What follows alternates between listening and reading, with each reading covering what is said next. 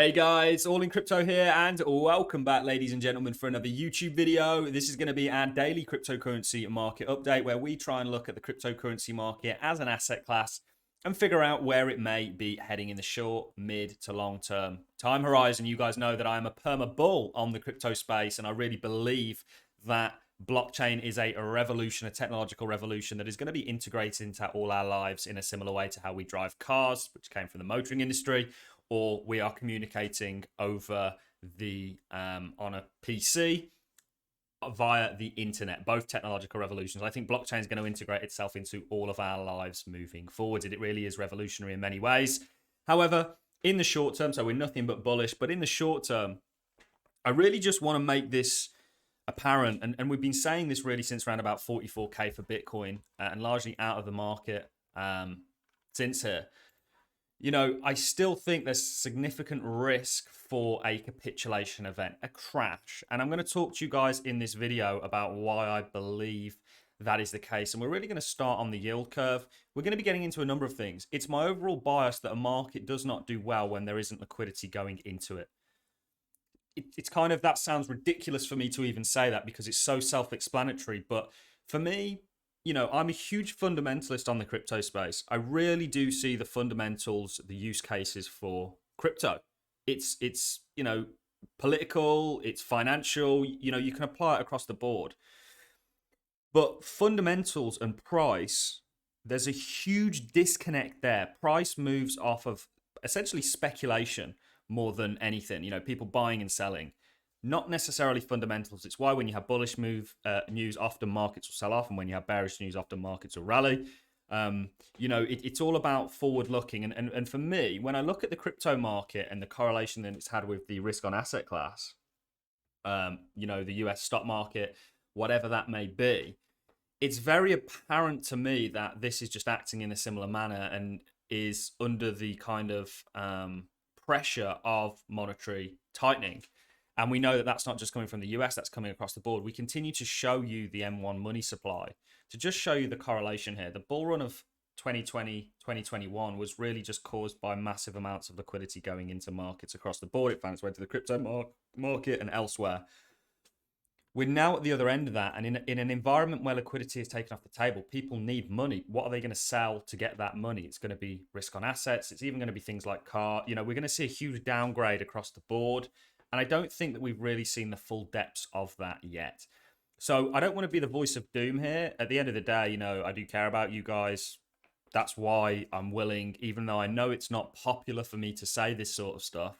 And we weren't the first out, you know, we only got out at 44k and then actually altcoins a little bit later. So we weren't out at 79k, you know, I'm not claiming that. But even though it's not popular for me to have this kind of bearish outlook on the short term, remember long term, we're very bullish on crypto.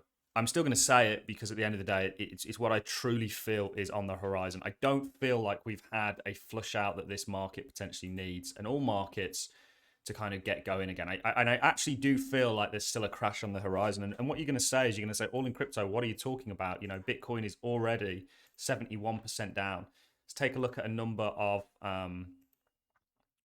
altcoins like Ethereum, for example, is and it's had a very nice run up to the merge. What's going to happen post merge? Who's going to be buying Ethereum in this kind of an economy? It doesn't matter whether there's a supply restriction in terms of the inflationary model if the supply is then readily made available by sellers. You know, it kind of counteracts that inflationary model getting you know, triple halvening or whatever they're calling it. So I still feel like there's a crash to come in. The crash, you know, crypto sold off significantly. I still don't actually feel like this is capitulation. I feel like this is, in fact, we had more capitulation with the kind of China news or the mining news out of China back in May of 2021. That's more capitulation than what we've seen here. This to me seems like structural exiting of a market from your sort of big institutions. And I don't feel like we've had that capitulation panic moment yet. And I feel like that's on the horizon. This is the yield curve. We spoke about this. I spoke about this actually at the start of the year. I had and still have an all in crypto for my stake pool, Cardano stake pool Discord. And I actually did a kind of stream with everyone where I spoke about this just when we had actually put the first inversion. And I said, look, something's coming down the line, guys. The prior one we had was 6 months into March 2020. We had one predicting the 2008 financial crisis, the dot-com bust, not the boom, and the 1989 crisis. We've not had, I don't believe, the one that is going to have been predicted by this one. And I think the time horizons are getting shorter and shorter. And I think it's just been a crazy 2 years, looking at monetary supply. This is something that really makes a lot of sense. This is from Cross Border Capital. Go and give him a follow on Twitter. Well worth looking at. This is global liquidity and world wealth. And you can see the global liquidity, of course, is in the orange. And all wealth in gold and housing is in the black. And you can see just how correlated these are. It's all about liquidity, guys, in my opinion. And we've looked at a number of things. We looked at the fact that we'll look at the we won't look at the Fed fund rate. What we'll do is actually put the 30-day futures for the Fed fund rate, if I can find it. You can see that this is essentially when they're upping interest rates, they are taking liquidity off the table. So again, factor into liquidity and look at the Bitcoin price. See how correlated these are and when it started. You can also tell that via the euro dollars. This is the euro dollars. We've looked at all this. We've looked at, you can put liquidity here as well, just to make things really complicated. It's very simple for me what drives markets. It's all about liquidity. Yes, fundamentally, there are reasons to be unbelievably bullish on the crypto space. But if people aren't buying an asset, it's not going up. That's kind of the short and curlies of it. And in the environment we're moving into, forget even the crash that I think may be on the way. I think they're just waiting for a Lehman's. They're waiting for a March 2020 shutdown. They're waiting for, and it doesn't have to be any of these. It could be something new. It could be the energy crisis that I think we are going into. I am seeing an unfathomable amount of reports in the UK, and let me know in the comment section what you guys think in regards to, the countries that you live in, because you guys are just very, very valuable source of information for me. That's why I pay attention to the comment section. So go ahead and leave a comment. I'm seeing an unfathomable amount of businesses closing down just because things are becoming unprofitable or shutting early or reducing hours or whatever it may be. This is the environment we're in. If they're having to do that and cash in and liquidity from a retail perspective, forget a corporate and an institutional and financial perspective, just focusing on a retail perspective is becoming that tight. How is there any kind of a bullish narrative you can derive from a market that is driven from liquidity, driven from people buying it and selling essentially? It just doesn't seem there to me. And I still think that Bitcoin is weak. Yes, we may have a little bit of a push up. Everyone's looking at September now. You've got record shorts opening. I kind of feel like they're asking to get wrecked. But this will roll, in my opinion. And that's without any kind of a March 2020 style crash taking place, which may potentially be on the horizon. I don't know. I just think that that's quite a likely outcome, actually, to be honest. I think a March 2020 style event doesn't have to be March 2020. It could be, a financial crisis of sorts. I think that that's likely coming down the road, and I don't want to be caught. So even just talking about the environment that we're in without any kind of a capitulation event happening, that's not an environment that I particularly want to be an investor and a hodler in. And then also talking about, maybe there's some sort of capitulation coming down the road. Let's talk about the housing market. This is from Macro Alf. The real mortgage payment on the median US household is now 10% higher than in 2007. Adjusting for the increase in median real wages since then, 8 to 10% cumulative. In valuation terms, the US housing market is exactly where it is in early 2007. So we know the story. We've also got another one here from Wall Street Silver. This is talking about mortgage payment to ratio incomes. Mortgage payment to income ratio in the US is at the same level as the housing bubble peak in 2006. And from September, the Fed is supposed to start full-scale QT, selling $35 billion MBS per month, probably sending the mortgage rates higher. Something is going to break soon. Also, the pressure that you have in interest rate hikes. This is another one. 1 in 5 home sellers is now dropping their asking price as the housing market cools off. So you've had basically what's happened here is the hangover from March 2020 money printathon marathon. We're at the other end of that. And when you have such volatile, the Fed don't actually create stability, in my opinion, and central banks, they create volatility.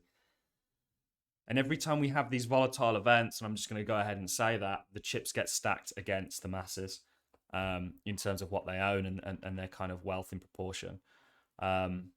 So this is the big thing. So the environment that we're in, and then when you factor this in, there's going to be, I think something's going to break. Does that cause the Fed to pivot? Potentially. And do they have to then go and stimulate the economy as a result of it? Then we're bullish again because the liquidity tap has turned on. For now, they're going to continue, and Jackson Hole was very revealing. It's why market sold off as a result of it. Jerome literally came out and said, we're going to continue to up interest rates. We're not going to stop. And we are until we get to where we think we need to. And, you know, there's no signs of a pivot yet. We don't feel like we've done the job that we need to. And just looking, let's maybe go over to the, you know, talking. And I hope everybody gets this sort of, again, NASDAQ. It wasn't just Bitcoin and crypto that got moved by all this printing.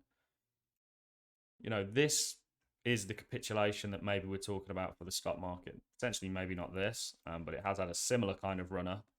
And then retraces. It does, and we actually made a video saying, look, could your NASDAQ be coming down to sort of 8,000, 9,000, potentially? Just depends what's on the horizon. But the environment that we're in, for me, is not a bullish one whatsoever. We've also, you know, Europe economic chief says bloc is not afraid of Putin, ready to react over halted gas supplies. What are they going to do, really? Let's be real here. Some market players are starting to fear a major policy error from a central bank. For me, and it may seem even obvious, I just can't help but feel like this is a real dangerous environment to be investing in and to be long in the market. You know, I don't even want to take longs on a day trading perspective, just simply because, even if the setup's there, just simply because I don't want to be betting against the overall trend and the weakness that this market is kind of showing thus far. Let's talk maybe a little bit about Bitcoin on the technicals after, you know, that's just an important message for me to get out there that you guys should think about. Remember, may not happen. There may be some sort of knight in shining armor that comes in and solves all this situation. You know, maybe what's going on over in Ukraine ceases, whatever it may be. That is also very relevant. But for me, if we continue on the path that we are on, it doesn't seem like very plausible that we're going to go on to a flourishing bull market. We could just range maybe, but I think there's going to be a real liquidity crunch. People are going to need money, not assets, to pay off the assets potentially that they already own. Just think about that. That's all it comes down to for me, really, looking at markets. Looking at Bitcoin technically then, guys, you're kind of grinding here. Which I don't like. This looks weak as hell to me. In fact, this looks super weak. Maybe you've got even some sort of head and shoulders here. Maybe you get one more squeeze and then you come down. Or you can have a little higher rally into this area, which we've not ruled out, and then you come down. But very probable that you're going to take out 17K and head lower. Do you have some sort of a scam pump first before you get that? Potentially. But we've drawn all these structures. Remember, this is still broadening structure, and the broadening structure that we actually had was here. We grinded along it in a similar way to what we're grinding along here before we see that downside break. This does not fill me with any confidence looking at Bitcoin. Now, obviously, there's some sort of a wall here in regards to, you know, the price isn't coming down past this level, but this will break. Maybe you get a rally, maybe, and there's a potential you could do something like this and then come down and use this as a support, maybe moving into next week if the equity market catches a bit of a bid and the dollar takes a bit more of a break after doing tremendously. We did say that the dollar was finding support here and that we were looking for that further upside. Maybe it takes a break here, maybe fizzles down, does something like that. That would support the equity market. You got the futures market opening tonight, so pay attention to that. I'm really going to wrap the video up on that, guys. Just bear this in mind when you're looking to invest right now. You guys make your own decisions. You guys will know now, and it's the tune that we've been sort of singing for a while, that we are not investing in this market yet. For me, and let me make this point clear. Do I think that the prices of many of the cryptocurrencies where they currently are today in 5 years' time are going to be significantly higher? Absolutely. But for me, it's all about getting that entry and making sure that the capital that I do have, you know, remains relatively healthy.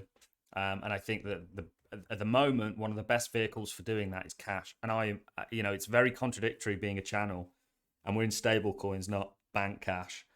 Very contradictory me being a channel called All in Crypto and saying, look, we're in stable coins right now. We will get back into crypto, but for now, it's a treacherous kind of path that I think we're walking on. And that is all. Hopefully this hasn't been too depressing. That is all I've got for you in this video, guys. If you've enjoyed this content, the realism of it, let me know in the comment section. Also, any suggestions you guys have for future content. I'm going to love and leave you on that note, guys. If you enjoyed the content, like us, always appreciate it. So as a comment, see you in the next YouTube video.